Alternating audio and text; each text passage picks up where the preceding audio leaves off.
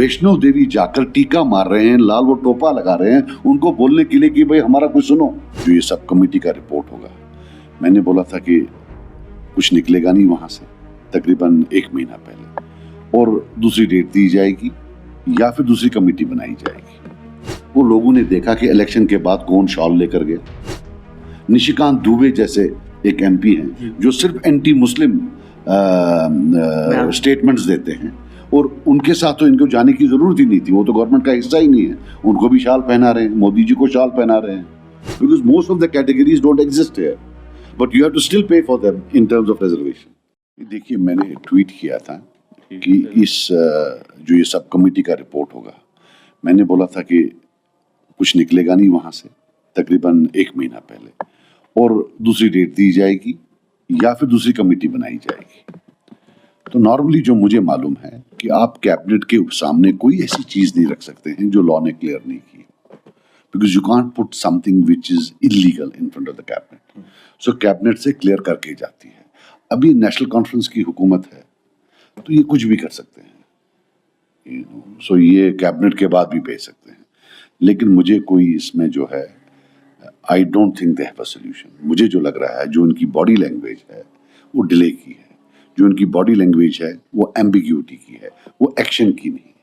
मुझे नहीं लग रहा है, आई डाउट इट, कि ये कोई जो है ऐसी रेजोल्यूशन मुझे नहीं लग रहा है। सो टीवी चैनल्स हैं, मैंने सुना अभी हुआ है प्रेस कॉन्फ्रेंस, तो क्या बोला उन्होंने, सीएम साहब ने क्या बोला, मैं तो 2.5 साल था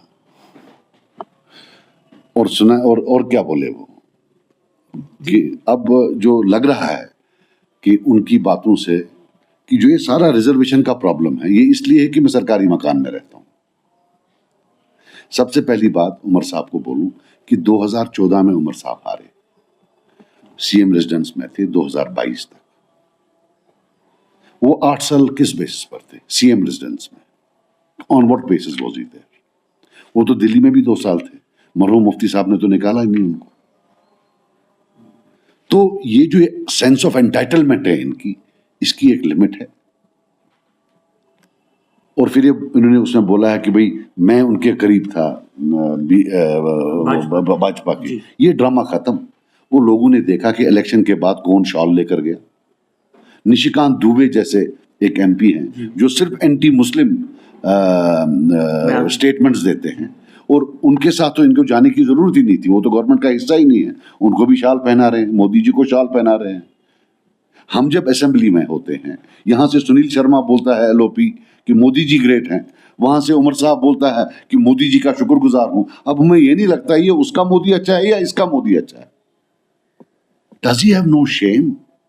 दे are bending their back backwards. Vaishno Devi जाकर टीका मार रहे हैं, लाल वो टोपा लगा रहे हैं उनको बोलने के लिए कि भाई हमारा कुछ सुनो, और देन सजाद लोग को बोल रहे हैं कि भाई तूने किया, मैंने कुछ नहीं किया है। और वहां से आकर फिर हजरतवाल आकर पहले सफे में खड़े होते हैं। ये तो मैं उन लोगों को बोलता हूं कि अल्लाह के पास उनको जवाब देना होगा, कैसे बैठने देते हैं इनको पहले सफे में वहां से आकर।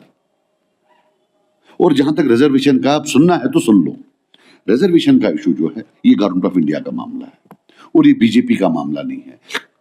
इसमें कांग्रेस और बीजेपी एक साथ पेज पर। इसकी शुरुआत होती है 2002 और 2008 वाली सरकार से। यहां एक कॉन्सेप्ट होता था डिस्ट्रिक्ट वाइज रिक्रूटमेंट। सबसे पहले तब ताराचंद जी इनके शायद डिप्टी चीफ मिनिस्टर थे, ही थ्रू अ फिट कि अगर शेड्यूल कास्ट नहीं है कुपवारा में या बारामूला में तो उसको फिल करने के लिए जम्मू से लाइए। तो होता क्या था कि वहां से बंदा आता था, सिलेक्ट होता था, क्योंकि शेड्यूल कास्ट तो यहां है नहीं। जब डिस्ट्रिक्ट रिक्रूटमेंट है तो शेड्यूल कास्ट कैसे ला? जब है नहीं तो ठीक है, यू कांट फोर्स समथिंग। और उसके बाद most of them with post transfer to Jammu. एक तो वहां से लाते थे, फिर पोस्ट भी खा जाते थे जम्मू। This is 2002-2008। फिर शायद आजाद साहब आए, इसी हुकूमत जो है रिजर्वेशन का जो है उन्होंने डिस्ट्रिक्ट रिक्रूटमेंट ही बंद कर दी। पहले क्या होता था, non gazetted post equitably distribute होते थे अक्रॉस डिस्ट्रिक्ट, सबको मिलता था। तो जो रिजर्वेशन का इम्पैक्ट था ये डाइल्यूट होता था। इस वक्त भी मैं आज सोल्यूशन बोलता हूं, go back to district recruitment, और जो नॉन गेस्टेड पोस्ट के लिए और गेस्टेड पोस्ट के लिए including KS go for provincial recruitment. Kashmir valley, Jammu province, ये एक, और ये दूसरा, राइट। सेंसस होने वाला है on caste, on the basis of caste रखिए, वैलीज में अलग रिक्रूटमेंट कर दिए, वहां से अलग रिक्रूटमेंट करिए। हम सीधे 80% पर आ जाएंगे, 85% पर, बिकॉज वो वाली जगह 80% मैंने प्रूव किया है असेंबली में जो है रिजर्व है। ये क्यों नहीं है, जो बाकी पार्टी झूठ क्यों बोल रही है? विद इन कश्मीर कोई प्रॉब्लम नहीं है। 90% ऑफ योर प्रॉब्लम और 80% of your problem is because 80% of Jammu is reserve. That is the whole problem, that is the whole issue. और इसमें to be very honest with you, चाहे पीडीपी है, चाहे कांग्रेस है, चाहे भाजपा है, और चाहे नेशनल कॉन्फ्रेंस है, इन्होंने उनको फैसिलिटेट किया है आज की इस रिजर्वेशन केस में। मेरे 2.5 साल हैं, 2.5 साल में बंदा कितना ही कर सकता है? आप ही बताइए, आप ही बताइए कितना कर सकता है?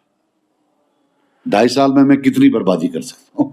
आप वो बताइए। हमारे वक्त हमने पहाड़ी जो है वो किया था 2%, और इकोनॉमिकली वीक सेक्शन किया था, और वो रिजेक्ट किया तब के गवर्नर साहब ने। उन्होंने बोला ये अनकॉन्स्टिट्यूशनल है।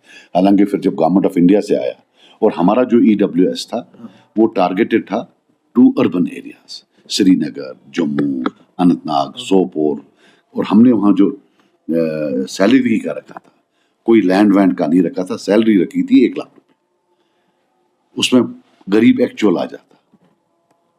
इस वक्त भी जो EWS की क्लासिफिकेशन है ये चेंज कर सकते हैं। They can do many things but they don't want to do it, and this is they will have to do, and then we will also have to approach government of India that come what may, आप बाहर के job should be reserved for locals, right. So there is provincial based, district based. आप वो लाइए, आप देखिए हमारा 90% problem resolve हो रहा है। अभी ST देखिए, आप देखिए वो कश्मीर से कितने ST आते हैं? नॉट इवन 5%, 95% वहां से आ रहे हैं। शेड्यूल कास्ट सारे 100% वहां से आ रहे हैं। OBC 99% वहां से आ रहे हैं। ALC 99% वहां से आ रहे हैं। EWS 99% वहां से आ रहे हैं। यहाँ मुश्किल से RBA आ रहा है, वो भी I think that has been brought down to 10%, और कितना है 10% है, 10 या मुझे याद नहीं है कितना है। So this is the theory of your reservations and a proposed resolution. अब ये बताएं ये क्या करने वाले हैं? बस एक आखिरी सवाल। For District 1 easily and Provincial 1, they can easily go for it. You cannot kill. Look, I'll tell you one thing. हमारे यहाँ टॉप डॉक्टर्स आए थे, डॉक्टर अली जान साहब थे, खुरू साहब थे, गुरु साहब थे, अलाकबंद साहब थे। अगर रिजर्वेशंस होती, इनमें से एक भी नहीं होता, not one. We are talking of a disaster at a future date. This cannot be allowed. We have great structural engineers, great advocates. So, affirmative action, downtrodden को ऊपर उठाना, nobody is against that, but not at the cost of totally annihilating merit and having a meritless society. And that too, उसमें भी क्या हो रहा है कि आप जम्मू का जो देखिए होता है, I will tell you how it works. जैसे शेड्यूल कास्ट है, वो सारा उधर है। 8% of J&K translates into 16 to 20% of Jammu. You see, you have to look, जो मैंने असेंबली में डेटा दिया था, you have to understand. अब OBC है, वो 90% वहां है, 6% है, 90% मीन्स 11% हो गया ऑफ जम्मू। EWS, ST वो भी ज्यादा वहां है, so it adds up. अब ALC है, वो 4% है, वो 2 गांव यहाँ है, 400 गांव वहां है, तो वो भी वो 8% हो जाता है वहां का।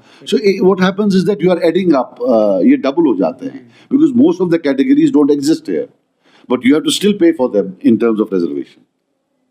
So you can't borrow the demographic makeup of Jammu and thrust it down the throats of Kashmiri speaking people. You cannot do it.